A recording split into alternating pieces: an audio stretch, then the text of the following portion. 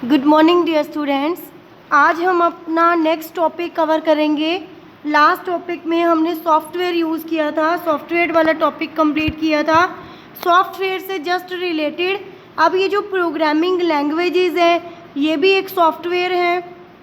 इन programming languages को हमने अपनी नीड के अकॉर्डिंग बनाया और कंप्यूटर में जो कॉम्प्लेक्स जो हमारी इंस्ट्रक्शंस थी, कैलकुलेशंस थी, उनको सॉल्व किया।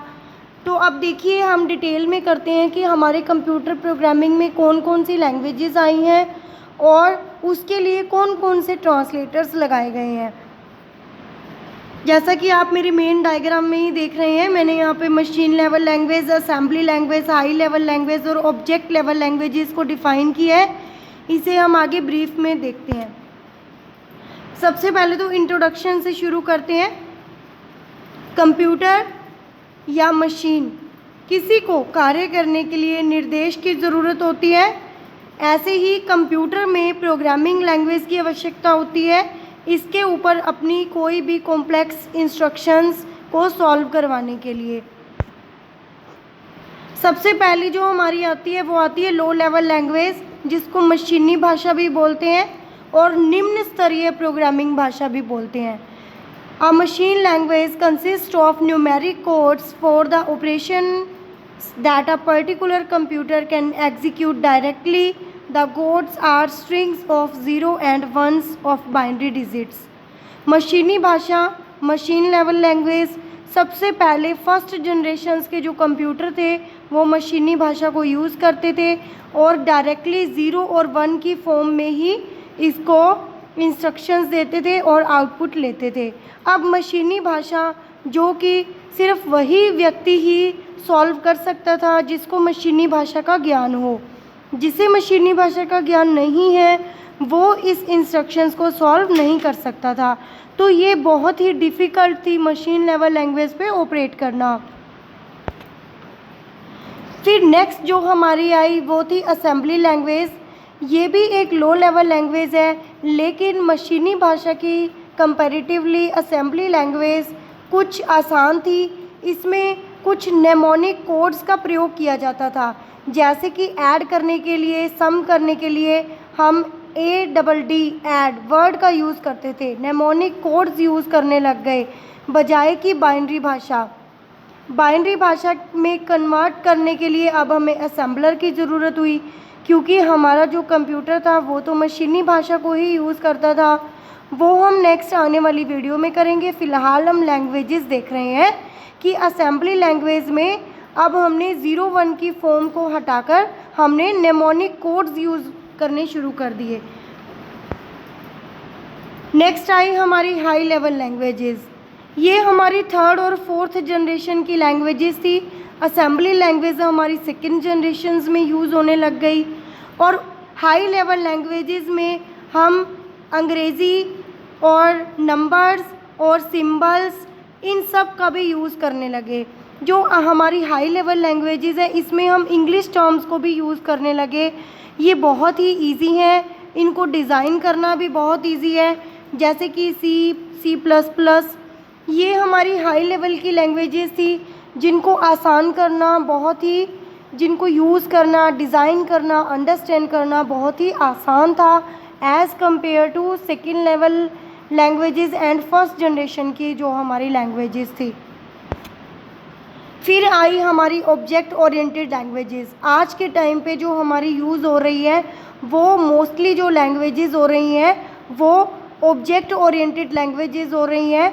Object oriented programming language implementation की एक विधि है जिसमें प्रोग्राम्स ऑब्जेक्ट के कोऑपरेटिव में रहते हैं। हर एक जो आपकी क्लास होती है प्रोग्राम के अंदर, उसमें हम एक ऑब्जेक्ट डिक्लेयर करते हैं और इस ऑब्जेक्ट के साथ हम आगे रिलेशनशिप प्रोवाइड करवाते हैं और ऑब्जेक्ट के साथ प्रोग्राम्स को कॉल करवाते हैं।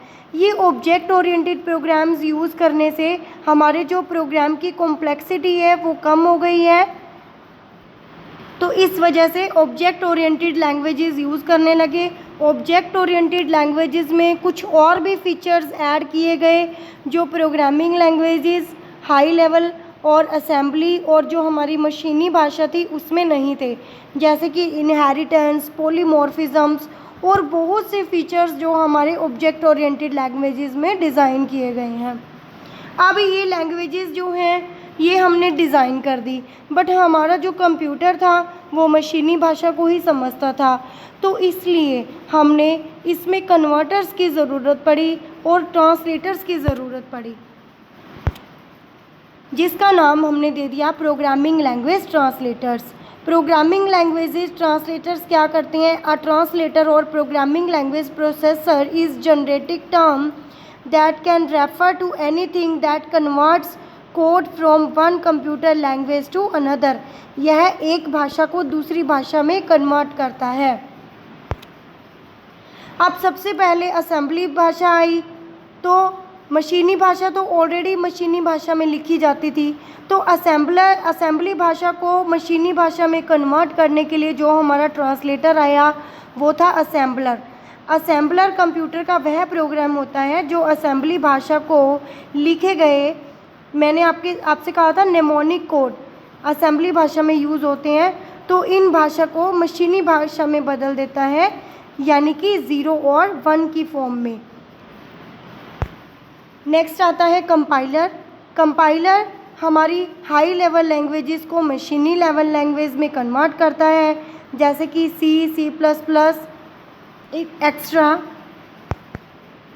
कंपाइलर हमारे पूरे प्रोग्राम को एक ही बार में रन करता है और पूरे प्रोग्राम को एक ही टाइम पे कंपाइल करके जो एरर्स होते हैं या जो डिबग्स होते हैं उनकी लिस्ट एक ही बार में शो करता है। जबकि इसके कंपैरेटिवली हमारा इंटरप्रेटर आता है। इंटरप्रेटर भी हाई लेवल लैंग्वेजेस को ही मशीनी भाषा में कन्वर्ट करता है, पर इंटरप्रेटर लाइन बाय लाइन भाषा को इंटरप्रेट करता है, जिससे कि अगर हमारी किसी लाइन में एरर है या कोई डिबग आता है तो वो वहीं पर स्टॉप होता है और सबसे पहले हमें उस एरर को रिमूव करना होता है। तो जो लाइन बाय लाइन करता है वो है इंटरप्रेटर, एंड जो हमारा पूरे प्रोग्राम को एक ही बार में कंपाइल करता है that is compiler. Compiler and interpreter दोनों ही हाई लेवल लैंग्वेज को मशीनी भाषा में कन्वर्ट करते हैं। आई होप ये टॉपिक आपको बहुत अच्छे से क्लियर हुआ होगा। Thank you for watching.